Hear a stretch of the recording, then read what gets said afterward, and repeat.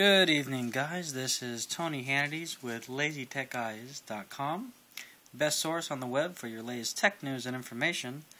What we got here is an exclusive look to the Motorola Droid RAZR. This was actually announced a couple of weeks back, and we know the release date of this guy is going to be 11/11/11 at 11/11. So that's November 11th, 2011 at 11:11 a.m. Which I believe is next Friday. Anyways, this really does live up to the RAZR name. It is 7.1 millimeters thick. It was very, very thin. And there are some downsides to that. So with the thinness of it, there's no removable battery. It is what it is.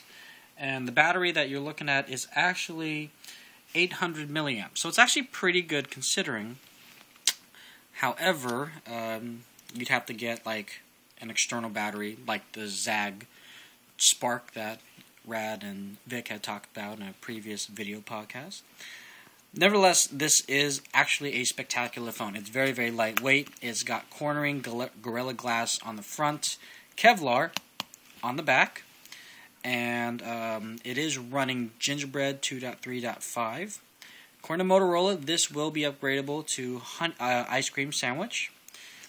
This is a Super AMOLED advanced display. So they worked with Samsung to bring this display out. I gotta say, it's so much better than QHD.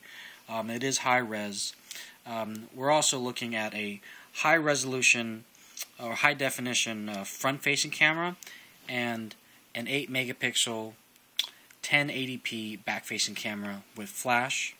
Like I said, there's no removable battery, but what we have in here is a micro SIM and the micro SD. No other buttons on this side. On-off button right here, and then your volume toggle. Up at the top, you've got 3 slots. One for the 3.5 millimeter jack, micro USB, and micro HDMI. So this works perfectly for the web top kit, or if you have if you're going to get the web top kit or the lap dock, I guess you'd have to put it in upside down. It's actually running a Giga RAM, 1.2 gigahertz processor, and obviously, we could zoom in here. You can see there 4G. Just to kind of show you the actual specs on this guy. So Android 2.3.5, web top version right there, kernel, and the build date and build number. This is super fast, I've got to say. I tried the Bionic when it first came out, and it was pretty good. That .2 of a processor, this is a dual-core processor, does make a difference. It's really, really nice that they've come out with a phone this thin and really live up to the name of the RAZR. I have the Thunderbolt, and it's a really heavy phone. It's a great phone, but it's a heavy phone. So if you're okay with having additional chargers around you, because, again, it is a non-removable battery, and it is a running 4G, you're going to want to have chargers around you. But it runs just like any other Motorola. You've got your different widgets, shortcuts, folders, wallpaper, apps right here. Like I mentioned earlier, this will be upgradable to Ice Cream Sandwich. So until then, enjoy the front-facing camera with Google Talk. It does have a few applications that are pre-installed, but one of which is actually called Motocast. So we don't have this up and running just yet, but I'll just kind of show you. Motocast is... I can't find it. But basically, Motocast allows you to synchronize. It's basically a Dropbox variant of by Motorola. Motorola bought ZoomoCast, so that's what they have now. So you can synchronize your playlist of music as well as pictures from your home computer onto the phone itself. One thing I do want to mention about the phone here is Motorola hasn't really fixed the camera issue. The camera, you notice how quickly that took. If we want to bring the camera up here, just kind of take a picture, it's still slow. Well, to some people that might have been pretty fast.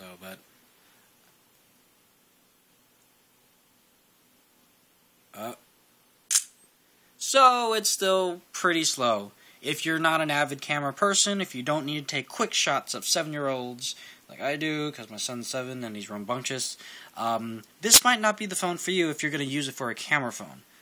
But everything else is really great. You got great big numbers. It does have the keyboard, the gingerbread keyboard, and then you also have the option to change the input method to swipe. And swipe did get a few updates, including like Japanese, if you write in Japanese. I'm hoping that this would be upgradable to that. But yeah, that's pretty much it. Another really nice feature is that it does have the smart actions, so already built in. So similar to a task manager, it will give you suggestions to save your battery life. Turning off Wi-Fi, turning off Bluetooth, not making the screen so bright when it doesn't need to be so bright, and that's all pre-installed in the phone. So yeah, on 11/11/11 at 11/11, go ahead and check this phone out in your local Verizon corporate locations. If you have been sold based on what you see here, you can actually go to your local store and pre-order the phone, and you should receive it on 11/11. Probably after 11/11 during the day. But nevertheless, it's $299 on a 2-year contract with Verizon Wireless in the United States. And let us know if you have any other questions about the phone, anything that you didn't see that you'd like to see, or any tricks or tips about the phone. I'm not going to talk about rooting because that's not what we're here for right now.